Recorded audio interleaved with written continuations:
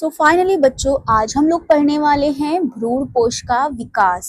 लेकिन बच्चों, उससे पहले आपको ये जानना जरूरी है कि भ्रूण कोश आखिर होता क्या है।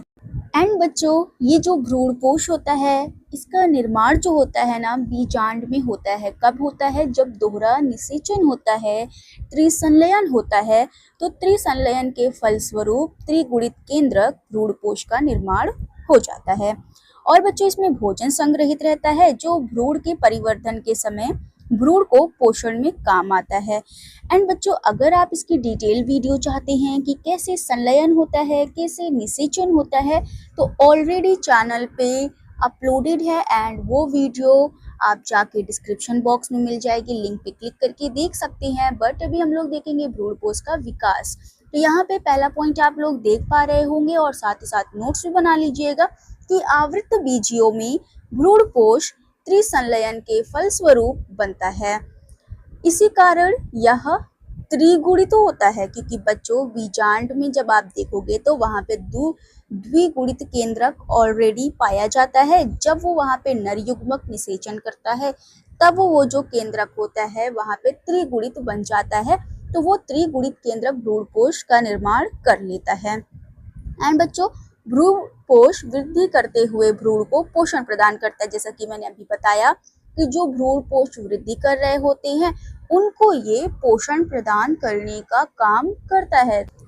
सो बच्चों, जो बच्चे इस सीरीज में पहले से जुड़े हैं, उनको पता है live lecture and recorded lecture के माध्यम से आपको कक्षा 12 के सारा चैप्टर बायोलॉजी का पढ़ाया जाने वाला है। And already chapter number 1 half complete हो चुका है। तो स्वागत है आपका फिर से एक बार अपने YouTube channel Ruhi online classes पे, जहाँ पे मैंने अभी आपको भ्रूण कोश के बारे में बताया था। अब आप लोगों को उसके आगे पढ़ना है, जो कि है भ्रूण कोश का प्रकार, जो कि हम लोग बहुत ही आसान भाषा में समझने वाले हैं। एंड ये जो प्रकार होते हैं, 3 प्रकार के होते हैं। पहला है केंद्रकीय भ्रूण कोश, दूसरा है कोशिकीय भ्रूण कोश, तीसरा है बच्चों माध्यमिक भ्रूण कोश। तो ये था भ्रूण कोश के 3 प्रकार। अब हम लोग वीडियो में आगे पढ़ने वाले हैं तीनों प्रकार के बारे में। और यहाँ पे हम लोग सबसे अच्छी बात है कि चित्र के माध्यम से पढ़ेंगे। सो बच्चों, अब हम लोग देखते हैं पहला प्रकार, जो कि है केंद्रकीय भ्रूण कोश। इसमें क्या होता है बच्चों की इस प्रकार के भ्रूण कोश के विकास में प्राथमिक भ्रूण कोश केंद्रक बार बार विभाजित होता है, लेकिन कोशिका भित्ति का निर्माण नहीं होता है। बच्चों, यहाँ पे बताया जा रहा है कि जो केंद्रकीय भ्रूण कोश का जब विकास होता है, तो उनके जो केंद्रक होते हैं उनमें बार बार विभाजन तो होता है, लेकिन कोशिका भित्ति का निर्माण नहीं हो पाता है। तो उसके बाद क्या होता है बच्चों की भ्रूण कोश के मध्य में एक केंद्रकीय रिक्तिका बन जाता है, और ये बाद में जो रिक्तिका होती है वो समाप्त भी हो जाती है तथा इसमें बहुत से केंद्रक व कोशिका द्रव्य भर जाते हैं। इसके पश्चात अनेक कोशिकाओं का निर्माण होता है। तो यहाँ पे बताया जा रहा है बच्चों कि जो भ्रूण कोश के मध्य में एक रिक्तिका का निर्माण होता है, जैसे हम लोग केंद्र की रिक्तिका भी बोल सकते हैं। और ये बाद में जो रिक्तिका होता है वो समाप्त हो जाता है। बच्चों, रिक्तिका क्या होता है कि खाली जगह होती है, ओके। और वहाँ पे जो वो रिक्तिका होती है, समाप्त होने के बाद बहुत से केंद्रक व कोशिका द्रव्य भर जाते हैं उस खाली जगह में। इसके पश्चात अनेक कोशिकाओं का निर्माण वहाँ पे हो जाता है। अब बच्चों, हम लोग इसको चित्र के माध्यम से भी समझ लेते हैं कि ये है केंद्रकीय भ्रूण कोश के विकास की कुछ अवस्थाएं, जिसमें सबसे पहले आप देख लेंगे बच्चों की यहाँ पे एक भ्रूण आपको दिखाई दे रहा है और त्रिगुणित केंद्रक दिखाई दे रहा है, और इसमें धीरे धीरे कैसे विभाजन हो रहा है और आगे चल के इसका एक अच्छा सा विकास हो जा रहा है। तो बच्चों, ये है केंद्रकीय भ्रूण कोश का विकास। एंड यहाँ पे सबसे ऊपर की तरफ भ्रूण है, फिर उसके बाद देख सकते हैं बीच में त्रिगुणित केंद्रक भी पाया जा रहा है, और आगे चल के इसमें बीजांड द्वार या फिर बीजांड द्वार भाग का भी निर्माण हो जाता है। तो ये है पूरा केंद्रकीय भ्रूण कोश का निर्माण। अगर बच्चों हम लोग बात करें कि ऐसा केंद्रकीय भ्रूण कोश किस में होता है, तो बच्चों ये जो विकास होता है ये पॉलीपिटेली वर्ग के सदस्यों में इस तरीके का निर्माण होता है। अगर उदाहरण की बात करें बच्चों, तो कैप्सुला में इस प्रकार का विकास देखा जा सकता है। एंड बच्चों, अब हम लोग पढ़ेंगे इसके बारे में कोशिकीय भ्रूण कोश, जो कि इसका दूसरा प्रकार है। एंड कोशिकीय भ्रूण कोश जो होता है इसके अंतर्गत बच्चों इस प्रकार के भ्रूणपोष निर्माण में प्राथमिक भ्रूणपोष का केंद्रक प्रत्येक विभाजन के पश्चात कोशिका भित्ति का निर्माण करता है।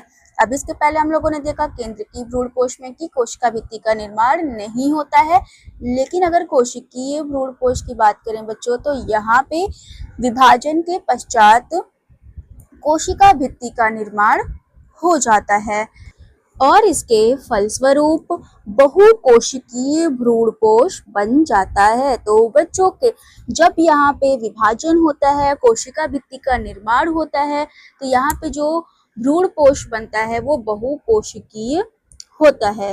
एंड बच्चों अब हम लोग इसका उदाहरण देख लेते हैं कि ऐसा किस वर्ग में होता है। तो बच्चों ये गैमोपिटेली वर्ग में इस प्रकार का भ्रूणपोष पाया जाता है।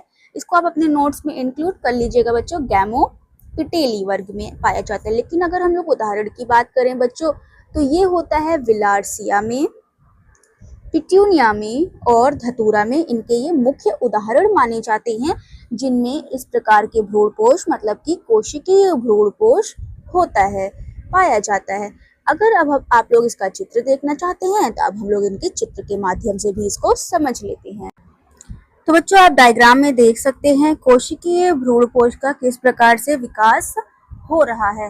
तो आप यहाँ पे 4 चित्र देख पा रहे हैं एंड आफ्टर दैट लास्ट में देख रहे हैं कि कोशिकीय भ्रूणपोष का विकास अच्छे से हो जाता है एंड भ्रूणपोषीय कोशिका भी निर्माण हो जाता है, भ्रूण का भी निर्माण अच्छे से हो जाता है। एंड इस तरीके से जो बच्चों विकास हो रहा है वो ऐसे धतूरा में पाया जा रहा है, विलार्सिया में होता है एंड बच्चों मैंने आपको बताया अभी पिट्यूनिया में भी इसी तरीके से विकास हो जाता है।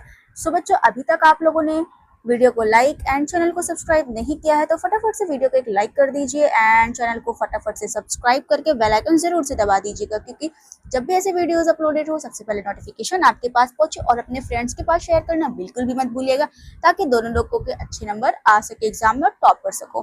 एंड फाइनली बच्चों अब हम लोगों को करना है इसका आखिरी प्रकार है ना भ्रूणपोष के। मैंने आपको 3 प्रकार बताए हुए थे कि केंद्रकीय भ्रूणपोष होता है, कोशिकीय भ्रूणपोष होता है एंड माध्यमिक भ्रूणपोष होता है।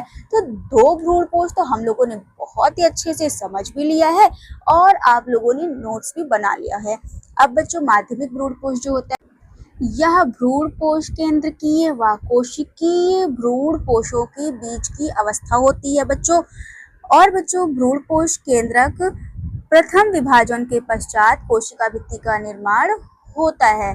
तो बच्चों यहाँ बताया जा रहा है कि जो माध्यमिक भ्रूणपोष होता है इसका नाम ही बच्चों माध्यम है, तो माध्यमिक भ्रूणपोष जो होगा वो बीज की अवस्था है। तो बच्चों यहाँ पे बात करनी किसके बीज की अवस्था होती है, तो ये भ्रूणपोष केंद्रकीय व कोशिकीय भ्रूणपोष के बीच की अवस्था होती है। और बच्चों इसमें भ्रूणपोष केंद्रक के प्रथम विभाजन के पश्चात कोशिका भित्ति का निर्माण हो जाता है, परंतु इसके बाद फिर से इनमें केंद्रक विभाजन होता रहता है व कोशिका भित्ति का निर्माण नहीं होता है। तो बच्चों ये था उदाहरण। अगर मैं बात करूं तो ये है एरिमुरस के बारे में बात हो रही है। एरिमुरस में कुछ इसी प्रकार का विभाजन पाया जाता है, मतलब किसी प्रकार का विकास होता है जो कि है माध्यमिक भ्रूणपोष। अब हम लोग देख लेते हैं थोड़ा सा इसके चित्र के बारे में।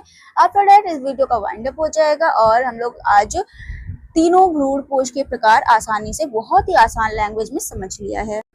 अब बच्चों आप चित्र देख पा रहे होंगे माध्यमिक भ्रूणपोष का, जिनमें आपको 4 चित्र दिखाई दे रहा होगा एंड सबसे ऊपर आप लोग बच्चों इसमें युग्मनज देख रहे हैं एंड आफ्टर दैट बच्चों इसमें युग्मनज, बीजांडवारीय भाग और निभागीय भाग का अच्छे से निर्माण हो जाता है।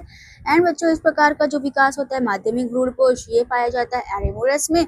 ये तो पूरा था बच्चों किस तरीके तीनों भ्रूणपोष में विकास हो रहा है एंड आई होप आज की वीडियो आप लोगों को बहुत ही अच्छी तरीके से समझ में आई होगी। सो फटाफट से वीडियो को लाइक कर दीजिए और वीडियो को शेयर कर दीजिए और फिर लास्ट में चैनल को सब्सक्राइब करके बेल आइकन प्रेस कर दीजिए, क्योंकि जब भी मैं ऐसे वीडियोस अपलोड करूं सबसे पहले नोटिफिकेशन आपके पास पहुंचे। सो बच्चों मिलते हैं हमारे नेक्स्ट वीडियो में। Thank you, bye bye.